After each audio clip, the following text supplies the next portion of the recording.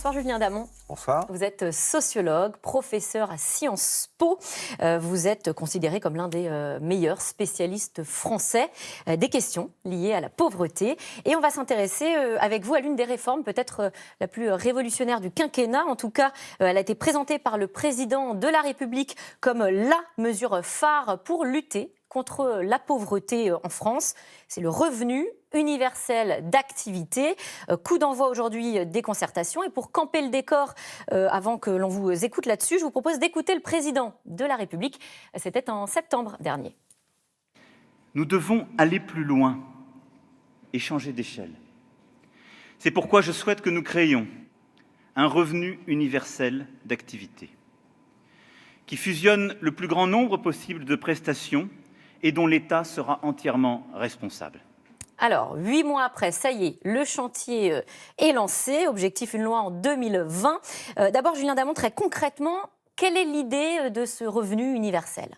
Eh bien, le président de la République a exprimé ce que nous en savons, parce que nous n'en savons pas beaucoup plus. Il s'agit de fusionner le maximum de prestations et il s'agit de quelque chose dont l'État aura la responsabilité. Pour le moment, vous avez pléthore de prestations différentes. Le RSA est la plus connue, mais vous avez le minimum vieillesse, l'allocation aux adultes handicapés, l'allocation de solidarité spécifique. On s'y perd un tout petit peu. Et oui, il y en a très nombreuses. Voilà, donc on imagine que toutes ne vont pas faire partie de ce revenu universel, même s'il a ce nom-là. Ce qui se dessine, c'est une fusion qui est très ambitieuse en soi, du RSA, de la prime d'activité, prestation que le président de la République a augmentée, en tout cas dont il a demandé qu'elle soit augmentée en décembre dernier pour calmer en partie la colère des Gilets jaunes, mais aussi fusion avec les allocations logement. Vous avez employé le mot chantier, c'est exactement ça, c'est un chantier colossal qui se veut emblématique des transformations sociales que veut le président de la République. On parle là de revenu universel d'activité, il faut bien faire la différence pour ceux qui nous écoutent avec le revenu,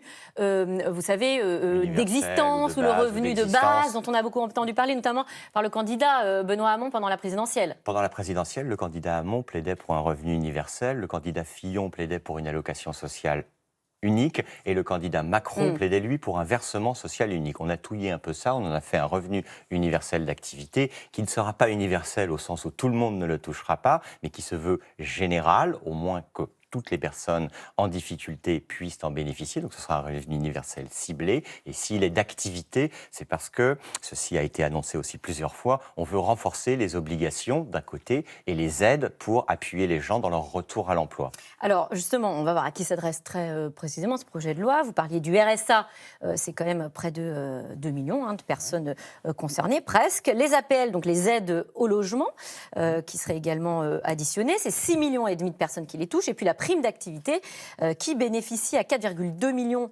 de citoyens au total. Donc ça fait plusieurs millions de personnes qui vont passer par cette sorte de guichet unique. On imagine l'usine à gaz en termes d'organisation. Ah, vous l'imaginez même pas, je pense. C'est absolument colossal et on n'a pas idée de tout ce que l'arrière-boutique suppose de connexion des systèmes d'information, de révision de l'ensemble juridique, parce que ces prestations ne sont pas exactement les mêmes, c'est le moins que l'on puisse dire, et des bagarres générales qui s'ouvrent d'aujourd'hui entre, par exemple, le monde HLM et l'État, les départements et l'État, les associations caritatives et l'État, les associations qui soutiennent les personnes handicapées et l'État. Donc c'est un grand chantier. Pour un autre chiffre, vous avez cité ce qu'était le nombre d'allocataires, ceci représente largement plus de 30 milliards d'euros. C'est une somme considérable. C'est plus de 1,5 point du PIB. On n'est pas sur une toute petite réformette paramétrique du RSA. On va revenir en effet sur le budget, il va falloir le trouver.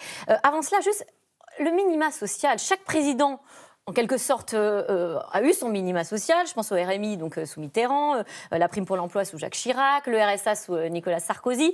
Ça n'a pas été un franc succès à chaque fois. Qu'est-ce qui fait que là, cette fois-ci, une allocation sociale unique fonctionnerait davantage ? Vous avez vu, vous avez dit allocation sociale unique comme M. Fillon. Mais vous voyez, les termes ne sont pas très importants en soi comme ça. Mais vous avez raison de le noter. Le point très important, c'est le mot RMI. Parce que le président Mitterrand, le Premier ministre Rocard, en 88, il y a un peu plus de 30 ans, ont créé le RMI. Et en fait, on est toujours dans la queue de comète. Et on est toujours en train de chercher à réformer cette prestation qui a des vertus et des défauts. Vertu, elle a transformé la vie des plus pauvres. Auparavant, ceux qui avaient plus de 25 ans et qui n'avaient rien et qui étaient en âge et en condition pour travailler n'avaient pas de sous. C'est aussi clair que ça. Et maintenant, ces défauts sont toujours les mêmes. C'est les difficultés d'accéder à l'emploi. En 88, ce qu'on estimait aussi, c'est qu'il n'y aurait pas plus de 300 000 allocataires du RMI. Là, avec le RSA, vous l'avez dit, on est est à peu près à 2 millions d'allocataires. Donc, le grand défaut de tout ce système, c'est qu'il n'a pas permis de diminuer autant qu'il serait souhaitable la pauvreté. Et là, ça pourrait changer alors, concrètement ? Écoutez, ce qui sortira de cette concertation et de cette bagarre, j'ai employé ce terme, qui va s'ouvrir aujourd'hui, donnera ce que sera le revenu universel d'activité pour le moment. Parce que c'est 14% de taux de pauvreté qu'on repère dans la population française. En effet, sous un seuil de pauvreté qui est à peu près à 1 000 € par personne, pour une personne seule plutôt, on compte 14% de pauvres. Le RSA, c'est la moitié de ce montant. Donc tous les bénéficiaires du RSA sont sous le seuil de pauvreté aujourd'hui. Au-delà de la bagarre de chiffres, ce qui est important, c'est de permettre de simplifier ce système dont on voit bien, ne serait-ce que dans notre discussion, qu'il est particulièrement compliqué. Il est compliqué pour les profs, très bien. Il est compliqué, c'est plus embarrassant pour les organismes gestionnaires, au premier rang desquels les caisses d'allocation familiale. Et puis surtout, il est compliqué pour les personnes et pour les bénéficiaires.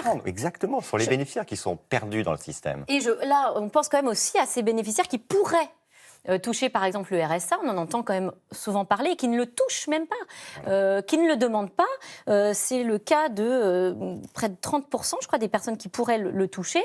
Pourquoi ?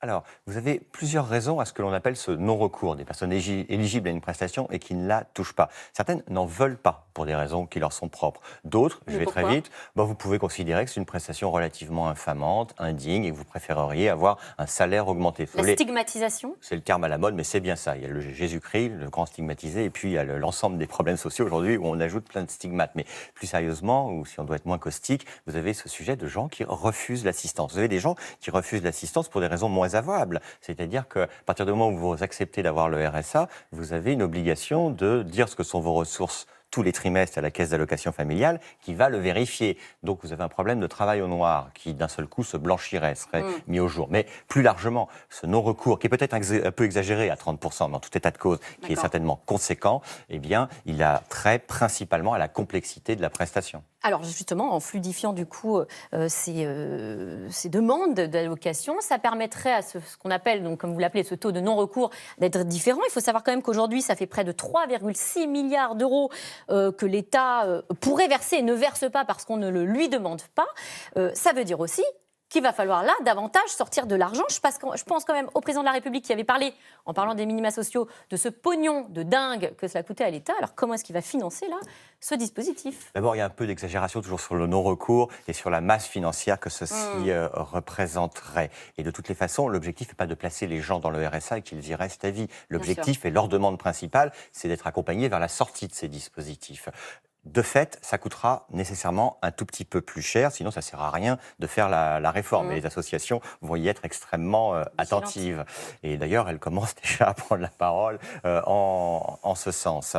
Mais l'idée, c'est d'abord une idée d'efficacité, d'automaticité du calcul de la prestation, de son service, et également, point qui moi me semble absolument capital et sur lequel on met moins l'accent, d'accompagnement des personnes concernées. Alors, ce n'est pas les accompagner comme on accompagne en les tenant par la main les enfants à l'école. C'est tout le travail social qui consiste à aller chercher les personnes qui n'ont pas la prestation, à aider les personnes lorsqu'elles sont dans la prestation et à les aider à en sortir, parce que l'objectif, c'est bien qu'elles en sortent. Oui. Une dernière question quand même sur ce projet de loi qui s'inspire peut-être de ce qui se fait au Royaume-Uni. Là-bas, je crois que ça s'appelle le Universal Credit, une sorte de guichet unique, mais avec là plus d'une dizaine d'allocations. Comment ça se passe sur le terrain ?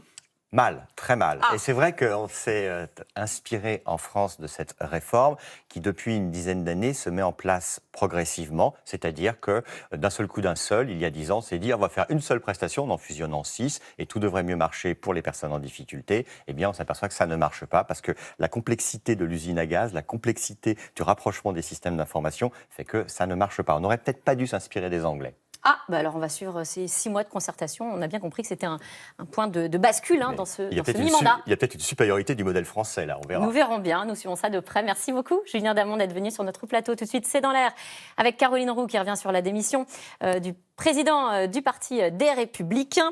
Laurent Wauquiez éliminé, balle neuve à droite. C'est le titre de C'est dans l'air ce soir. Ne bougez pas, bonne émission.